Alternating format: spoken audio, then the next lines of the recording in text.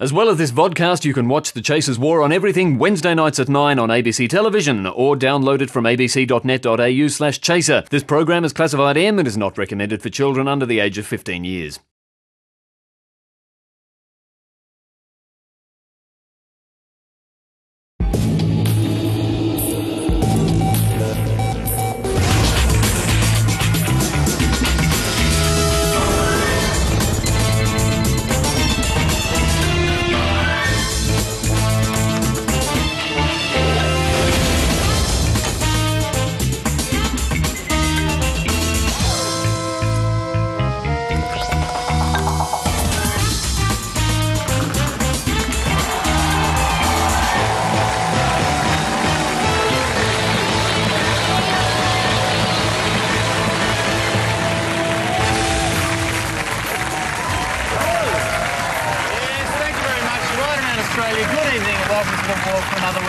Before we begin tonight, we need to clear up a few things. Yes, just one or two things. We just wanted to say that it's absolutely untrue that Kevin Rudd wanted tonight's show brought forward by 1 hour. That is not true. Very different story, though, on Sunrise, where he asked for the dawn service to be held an hour earlier, and he didn't stop there.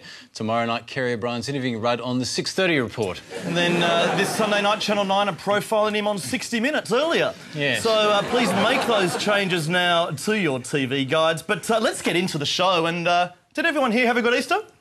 Yeah.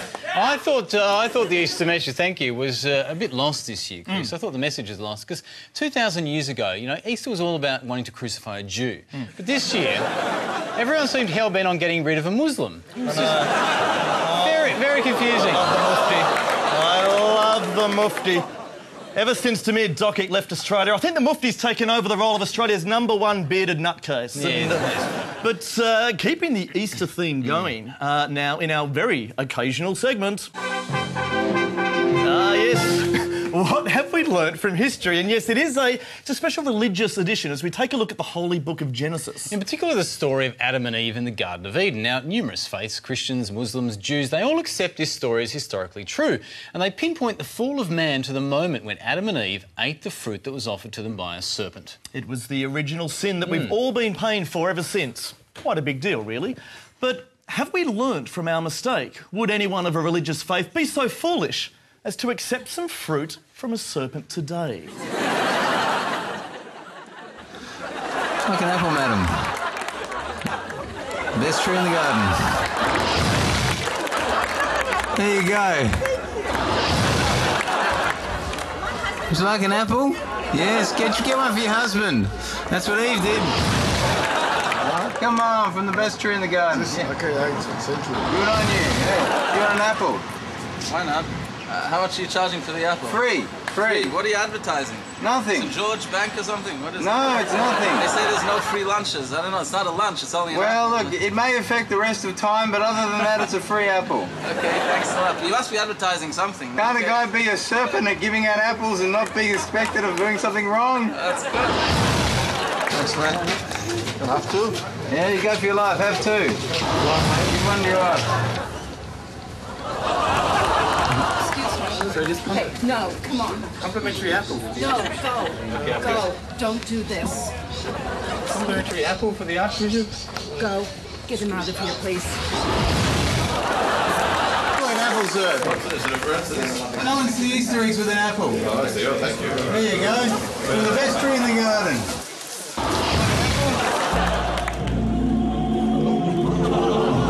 Apple, Jesus?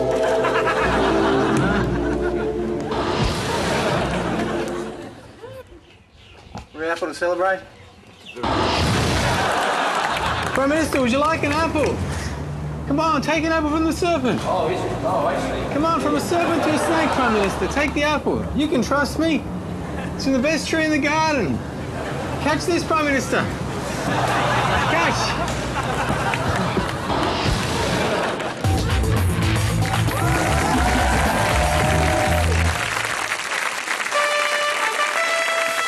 Coming soon, our exclusive coverage of the sporting event of the century, the 2007 Global Warming Games. The world's most polluted nations battle it out in a world of rising sea levels. Catch the 100-metre sprint. men's singles tennis, and the elegance of the equestrian. Further inland, see full drought kayaking. And coming later this winter, all the speed and thrills of the downhill slalom. The Global Warming Games, where the action's always hotting up.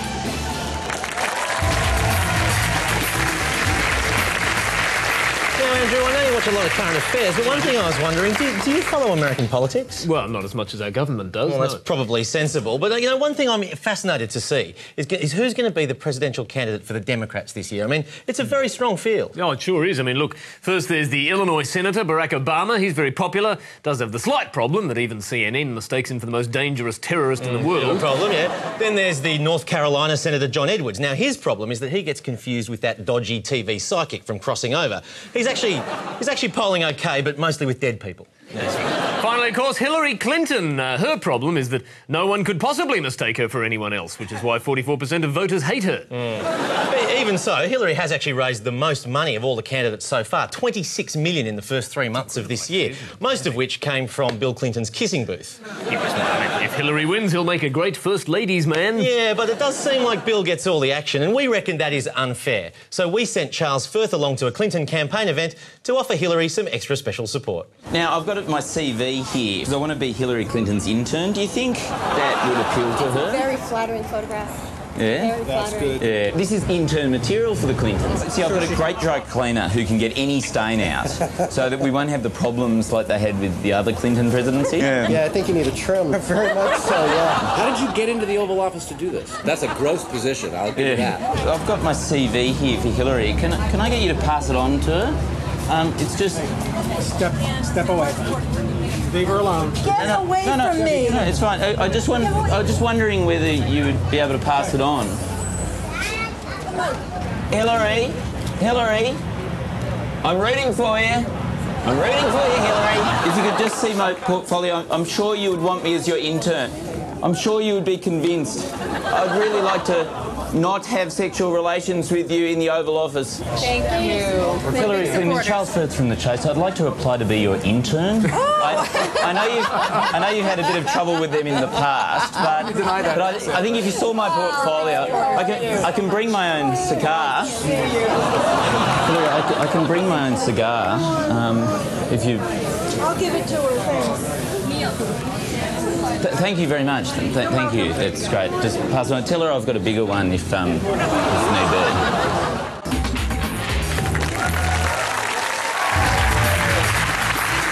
Now, there's a wonderful story going around about Keith Richards snorting his father's ashes, which is it's a great mental image, apart from anything else. It's a new party drug, isn't it? I imagine at the Logies all the celebrities will be in a toilet snorting up ashes. Oh, they will be. Little Bindi there chopping up her dad. But although, apparently, Chris, a bit too soon.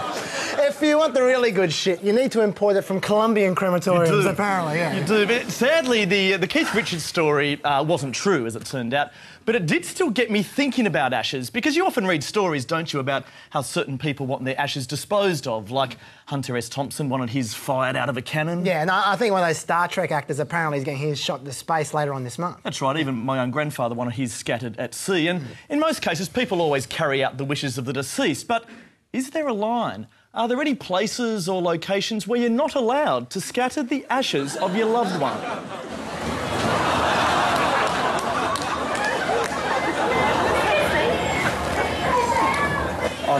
I'm scattering some ashes.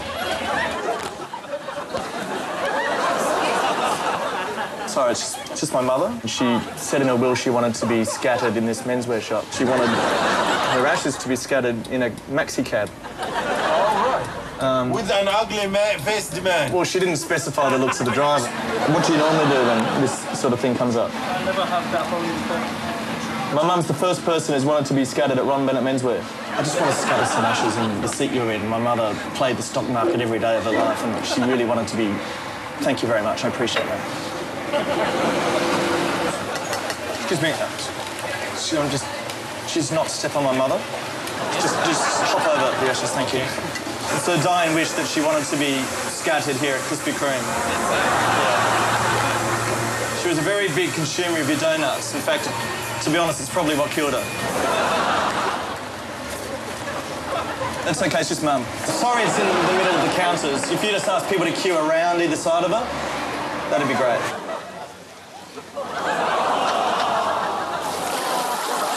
Sorry. What the fuck are you doing? Sorry. It's my mother. It's my mother. It was in bold print in the will. She was very specific about it. On the mat? Thank you so much. I really appreciate that. And can I get a donut to go?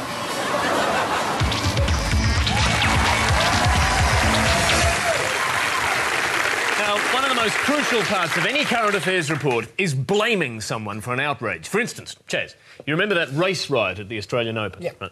Who do you think was to blame for that? The race rioters?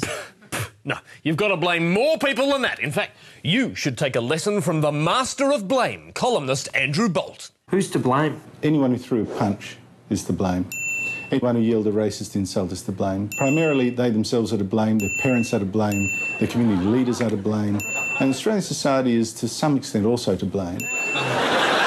Well, damn you, everyone. You should be ashamed of yourselves. Now, what we saw there, Andrew, was a great list of menaces to society.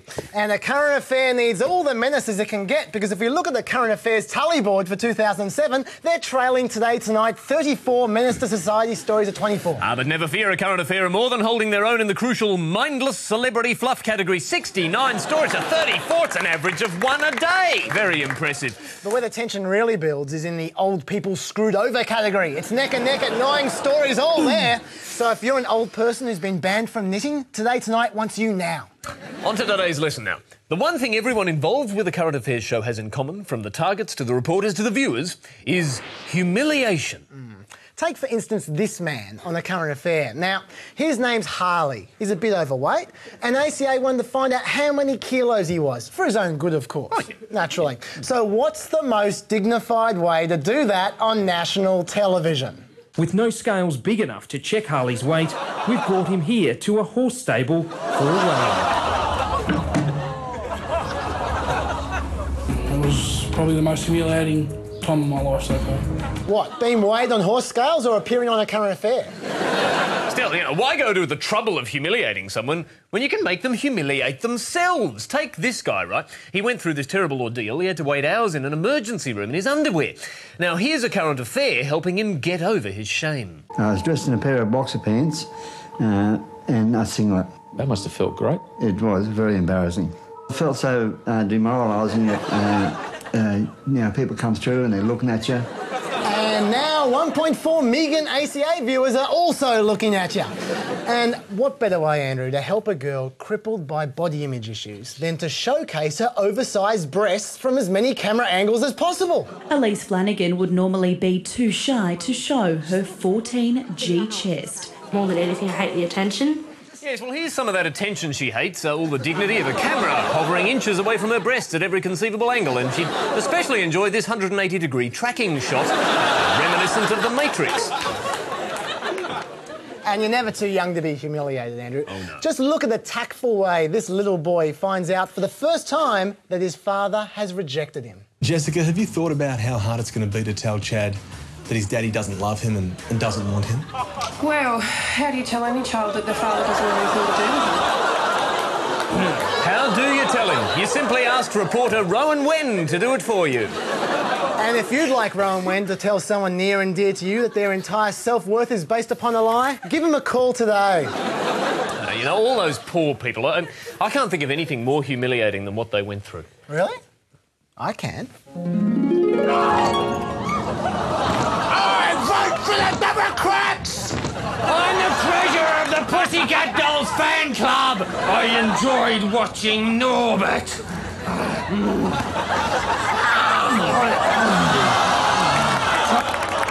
want to have sex with my own parents! What has you become? I don't have a son anymore. You see? Yeah, that is more humiliating. So So obviously, with current affairs reporters so good at spreading this misery, you have to avoid them at all costs. And we've got some helpful hints from the professionals themselves, Dodgy Guys. First up, this man. Now, he works on the logic that if he can't see the reporter can't see him. And isn't that tactic working a treat? See, now, this guy really has the upper hand now. He has that reporter exactly where he wants him. He comes out of this whole encounter looking squeaky clean and with his dignity fully intact. Well, blue shirts, they're the perfect form of camouflage, aren't they? Oh, yeah, in the jungle. Chameleons use them all the time. I want to take my hat off to this next guy. This is the first time in 2 years of watching current affairs that we've witnessed a man fight back. Reporter Chris Allen thinks he's got this sad old man trapped in a room. Oh, but Allen doesn't know what's about to hit him. What gives you the right to be rude about people in the window, Mr. Fraser? So, can you tell us why you think it's funny to put these signs in the window, Mr. Fraser? Whoa! Take that, Chris Allen. Let's look at that again on the Channel 9 hotspot. Now, you can see where Chris Allen's forehead hits the sweet spot in the door, right there.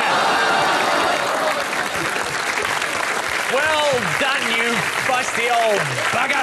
In fact, you deserve a prize.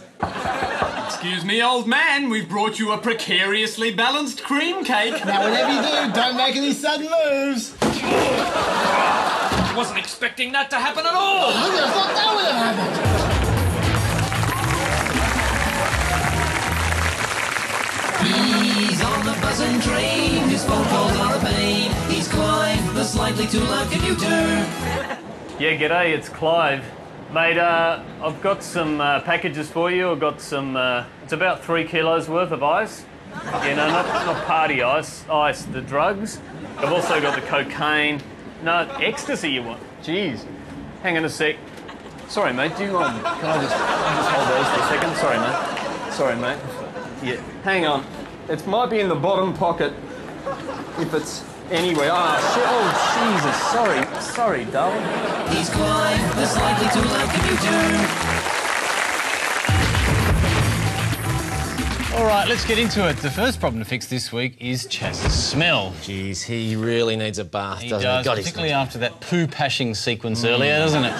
But you can't just take a bath willy-nilly nowadays. Water's just too expensive. Unless you're a big corporation like Coca-Cola. Now, Coke gets its water on the cheap from a company who pays only $2.40 for 1 million litres, while normal people pay $1,000 for the same amount. Sounds a bit unfair to me. Sounds like Coke should probably share some of that cheap water around.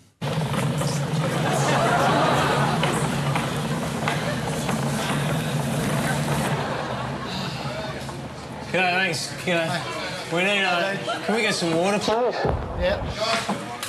I really need a bath, guys. Can we get some water? You guys got the cheapest water. Can we get some water? He's very dirty. Outside. I'm a very dirty man. Can't he bath here? Let's go. Can't believe it. I'll pay for it. I've got $2.40. I'd take 1 million litres. Oh, come on. Look. Outside. Can you at least give him a quick scrubbing? Come on. It's just not the same without the water, guys. Come on. Really? It's disgusting having him round. I'll take 100,000 litres. Oh, here you go. Make a profit. Can't believe it, hey? How can you get the discounts? Can't believe they treat us like that. It's ridiculous. Rubbish. Absolutely ridiculous.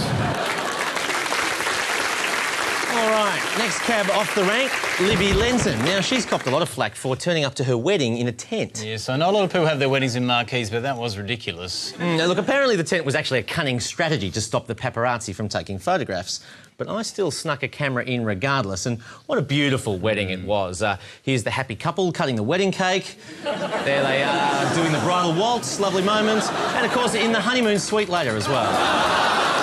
She is a real girl, that Libby Lenton. Talk about a fitness freak. The next morning, back in the pool doing laps straight away. Really a mark of a true champion. Very impressive. Now, our final problem this week, the Bra Boys. They're the surf gang from Maroubra who star in a hit new documentary. Yes, what a lifestyle these guys lead. Waves, tats and killings. It's no wonder Russell Crowe wants to be their mate. Yeah, look, they've even been accused of running drugs, and one of their leaders, Kobe Aberton, he's the one with that wanky My Brother's Keeper tattoo, he got done for covering up when his brother killed someone. So all in all, they've got something of an image problem, Jules. Any solution? Well, the easiest way for a gang to lose its tough guy image, I reckon, is to let me join.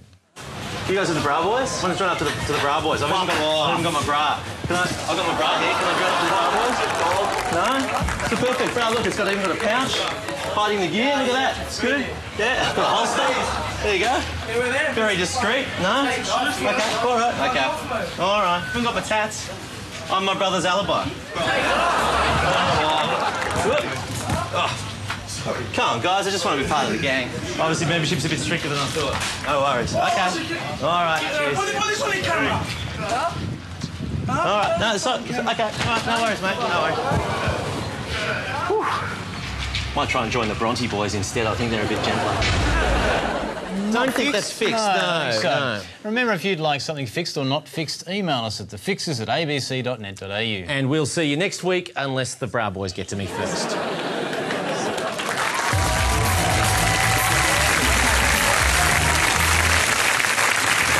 Sadly, that is all we have time for this week, I'm afraid. But remember, you can hit us on the War guest book at any time.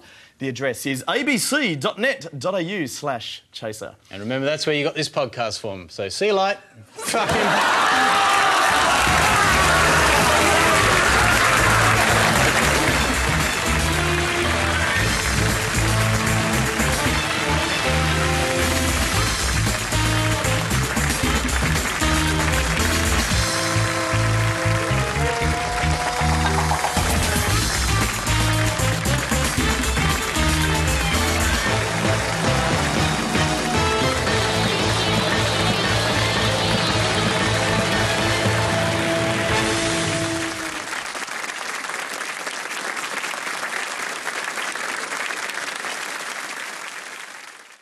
The Chasers' War on Everything is repeated on Fridays after Late Line on ABC TV and every Sunday at 8:30 p.m. on ABC2.